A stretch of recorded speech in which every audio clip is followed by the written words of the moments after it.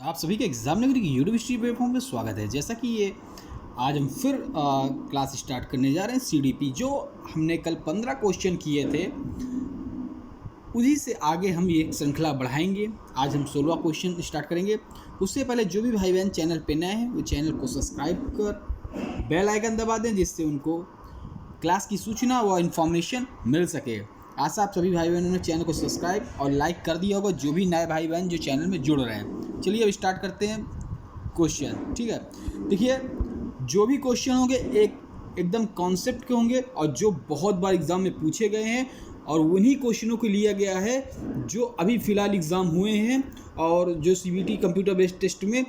और वैसे ही क्वेश्चन मतलब देखिए, मैंने कहा था ना, कॉन्सेप्ट एक रहता है, बस क्वेश्चन अलग होते हैं। जैसे शब्द हैं या वर्ड है, उनकी वर्डिंग अलग होती है, लेकिन वो लगेंगे तो एक ही कॉन्सेप्ट से।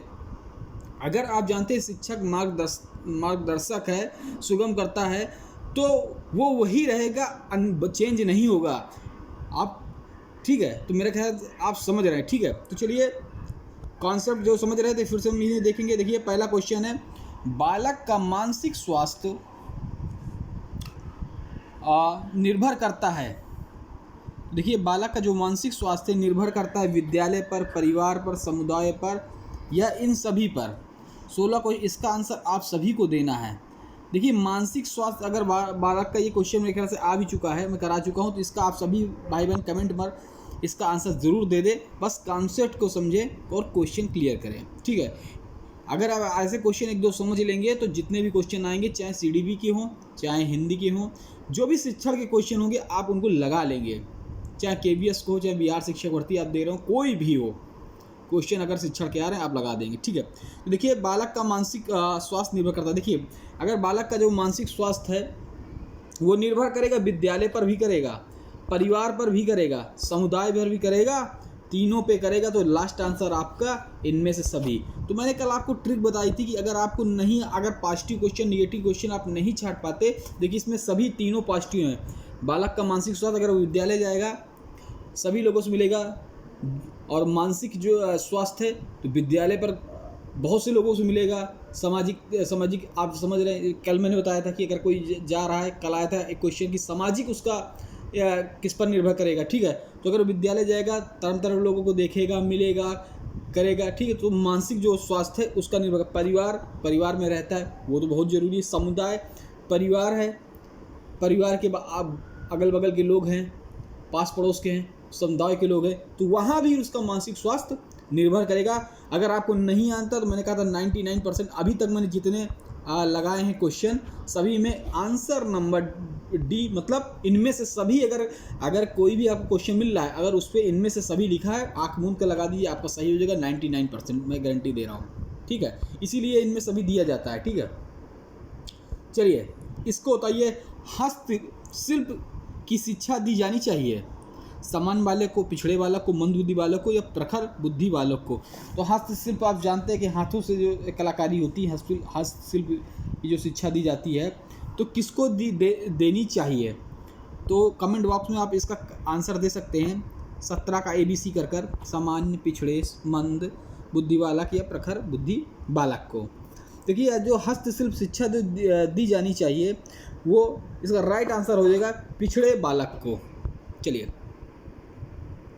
अगला अगर हम क्वेश्चन देखें, निरीक्षण विधि में किया जाता है, तो आपको पता है निरीक्षण विधि में किया जाता है। ऑप्शन ए अपना अध्ययन, ऑप्शन बी अपने व्यवहार का अध्ययन, ऑप्शन सी दूसरे के व्यवहार का अध्ययन, या ऑप्शन डी व्यवहार का विश्लेषण।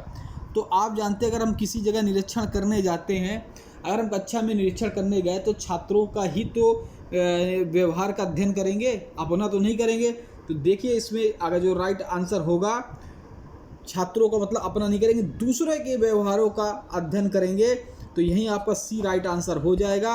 अपना गलत हो जाएगा, निरीक्षण किसी दूसरे का किया जाता है। ठीक है, चलिए अगला क्वेश्चन देखते हैं। 1 मिनट। सतत व्यापक मूल्यांकन में व्यापक शब्द का अभिप्राय है। बहुत बढ़िया क्वेश्चन है। व्यापक शब्द का अभिप्राय पूछा है, आपको बताना है संज्ञानात्मक, सहसंज्ञानात्मक, या फिर ए और बी दोनों, या डी। देखिए आप इस पर पहले पॉजिटिव देखिए, पहले देखिए इसमें क्या है, निगेटिव क्या है। तो आप देख रहे हैं संज्ञानात्मक तो है ही है, उसके बाद सह संज्ञानात्मक, दोनों एक है, इसमें संज्ञानात्मक सह संज्ञानात्मक है, इसलिए इसका right answer A B C दोनों हो जाएगा, दोनों।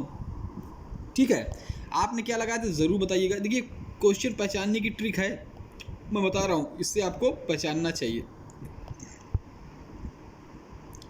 चलिए, ब्रेल लिपि का प्रयोग निम्न में से किनके लिए किया जाता है? बहुत बार पूछा है, और ब्रेल लिपि दिवस पूछा है। ब्रेल लिपि दिवस कब मनाया जाता है? तो ये भी आपको आंसर देना है। जनवरी, मैं हिंट देता हूँ, जनवरी में मनाया जाता है, बहुत बार क्वेश्चन आया है। चलिए, तो ब्रेल लिपि का प्रयोग इनमें से किसके लिए किया जाता है?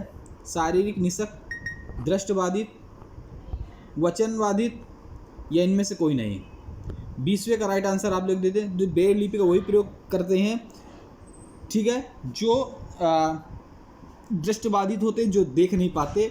ब्रेल लिपि उभरी उभरी बनी होती हैं। ठीक है, आंसर नंबर 20 का राइट आंसर हो जाएगा। चलिए अगला क्वेश्चन, बुद्धि पर वंशानुक्रम का प्रभाव होता है किसने कहा है? गैसल, गाल्टन, सी टर्मन, या डॉक्टर मथुरा।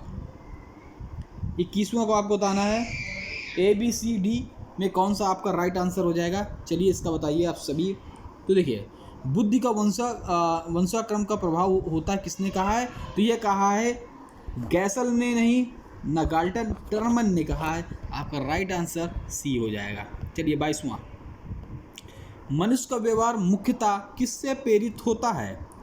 पहला आंसर ए ऑप्शन, पहला ऑप्शन ए कौशल, ऑप्शन बी अभिक्षमता, ऑप्शन सी अभिवृत्ति, या ऑप्शन डी बुद्धि। इसका आपको राइट आंसर 22वें का बताना है।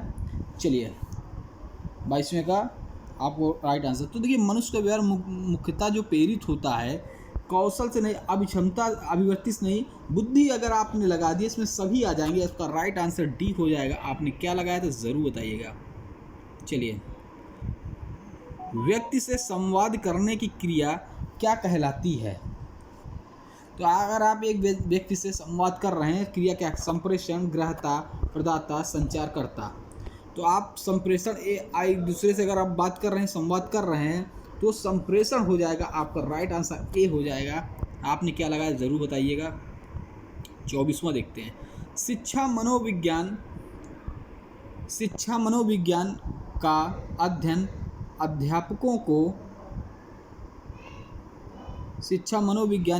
अध्यापकों को इसलिए करना चाहिए क्योंकि ए इससे शिक्षकों को आत्मसंतुष्टि मिल सके, या बी इससे दूसरों को प्रभावित कर सके, या ऑप्शन सी इससे वह अपनी परीक्षाओं में प्रथम आ सके, या डी इसकी सहायता से शिक्षण को अधिक प्रभावशाली बना सके।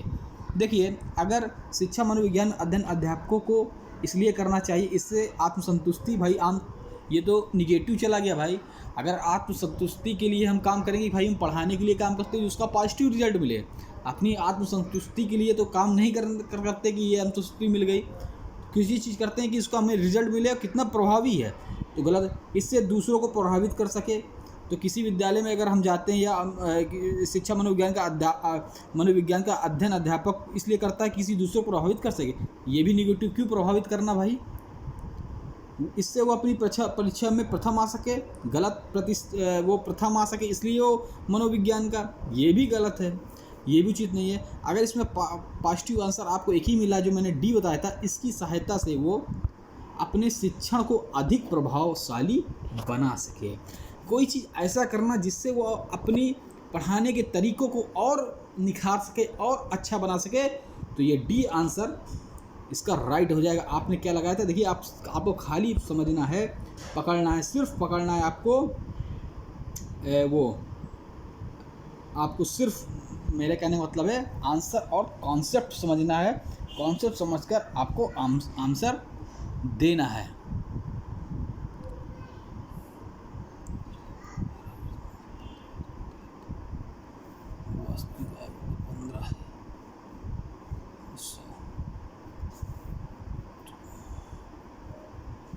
देखो, 5 3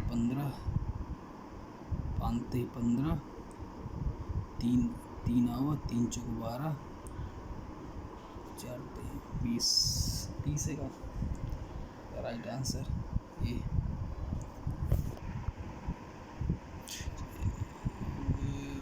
लिए इस क्वेश्चन को हम सभी लगाते हैं।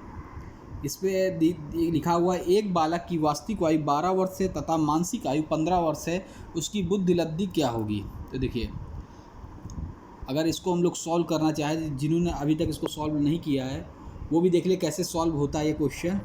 तो देखिए पहले हम लिखेंगे मानसिक आयु कितनी है 15, मानसिक आयु कितनी है 15, एक मिनट,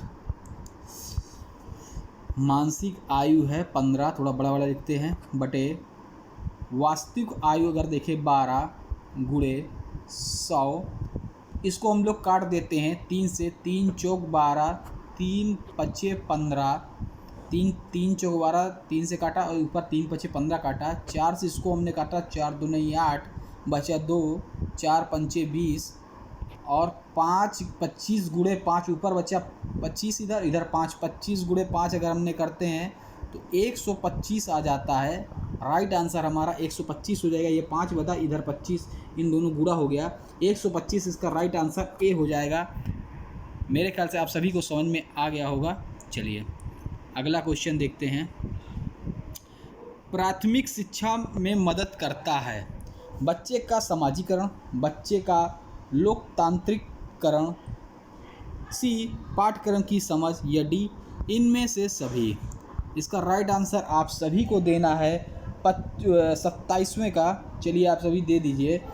तो देखिए प्राथमिक शिक्षा में मदद करता है, तो देखिए इसमें इस पर आप पढ़ लीजिए, ठीक है। प्राथमिक शिक्षा में अगर मदद करता है बच्चे का समाजीकरण, ठीक है, बच्चे का लोकतांत्रिककरण या पाठ्यक्रम की समझ, या इनमें से सभी। तो इसका राइट आंसर आप सभी को देना है। SW में मैं दे रहा हूँ, ठीक है, इसको दीजिएगा इसका आंसर, ठीक है। चलिए अगला क्वेश्चन देखते हैं, इसका आप सभी दीजिएगा, ठीक है। अगला क्वेश्चन हम लोग देखते हैं, छात्रों को प्रेरित करने की सही विधि। अगर छात्रों को हमको प्रेरित करना है तो जो सही विधि होगी वो क्या होगी। पहला दंड, उनको मारना, दूसरा बी फटकारना, वही लज्जित करना, या सी प्रशंसा करना, या फिर डी मारना पीटना। तो देखिए नेगेटिव हटा देंगे, दंड हटा देंगे। अगर उनको प्रेरित करना है तो दंड देंगे, क्या प्रेरित होंगे? कभी नहीं होंगे। उनको फटकारेंगे, उनको लज्जित करेंगे, कभी नहीं प्रेरित होंगे। मारेंगे पीटेंगे, ये तीनों निगेटिव हटा दिया। उनकी अगर हम प्रशंसा करेंगे, वाह बेटा तुमने क्या काम कर दिया है, कितना अच्छा काम कर दिया है, तो वो अंदर से उनके अंदर एक अच्छी अनुभूति जगेगी और उस काम को करने के लिए वे प्रेरित होंगे। तो मेरे ख्याल से आप सभी को इसका मतलब समझ में आ रहा होगा, कॉन्सेप्ट समझ में आ रहा, आप समझ रहे हैं। आपने क्या आंसर दिया था ज़रूर बताएं। शिशु के प्रति सहानुभूति एवं प्यार दुलार से किस संवेग की उत्पत्ति होती है? आपका पहला क्रोध, दूसरा भय, तीसरा अनुराग, या चौथा आक्रामकता। तो 29वें का आपको आंसर देना है। अगर शिशु के प्रति सहानुभूति और प्यार दुलार किस संवेग की उत्पत्ति होती है, ठीक है, तो ये आपको इसका आंसर देना है। देखिए अगर शिशु के प्रति आप सहानुभूति और दुलार प्यार करते हैं तो क्रोध नहीं होगा, भय भी, डर भी नहीं होगा, ना गुस्सैल होगा, एक अनुराग, एक प्यार की अनुभूति होती है, ठीक है। सी आंसर इसका हो जाएगा। चलिए अब एक चीज़ और बताइए क्वेश्चन, समान बुद्धि बालक में प्रायः किस अवस्था में बोलना सीख जाते हैं? समान बुद्धि बालक, जिनकी समान बुद्धि बालक हैं, वो किस अवस्था में बोलना सीख जाते हैं? 11 माह, 16 माह, 34 माह, या 51 माह। तो आप जान सकते हैं 2.5 साल के बाद वो सीख जाते हैं। तो ये जिसका राइट आंसर न 11, न 16, न 51, 34 माह में वो बोलना सीख जाते हैं। ये रही आज की कुछ कॉन्सेप्ट वाली क्लास। देखिए ये क्लास इसको हम प्रैक्टिस सेट नहीं कहेंगे। प्रैक्टिस सेट अलग होता है कि उसमें तुरंत उसका ऑप्शन देते चले गए और लगते चले गए। ये है कॉन्सेप्ट वाली क्लास। एक एक कॉन्सेप्ट समझना और झंडे गाड़ देना आपको अपने एग्ज़ाम में। तो चलिए यहाँ से आज की क्लास खत्म होती है, फिर हम कल मिलेंगे एक नई श्रृंखला, एक नई सीडीपी के साथ। जिन्होंने अभी ईवीएस की सीरीज़ नहीं देखी कॉन्सेप्ट वाली, तो पीछे आकर ईवीएस की देख सकते हैं जाकर। डेली चल ईवीएस की हो गई, अब सीडीपी की चल रही, अब फिर उसके कुछ दिन में हिंदी की चलेगी, फिर एक साथ सभी चलेंगी, ठीक है। तो चलिए, जय हिंद, जय भारत। जिन्होंने अभी तक सब्सक्राइब लाइक नहीं किया तो सब्सक्राइब कर बेल आइकन दबा, जिनको सूचना मिलती रहे। लाइक जरूर कर दीजिएगा, अच्छा लगे तो शेयर जरूर कर दीजिएगा। जय हिंद, जय भारत, धन्यवाद।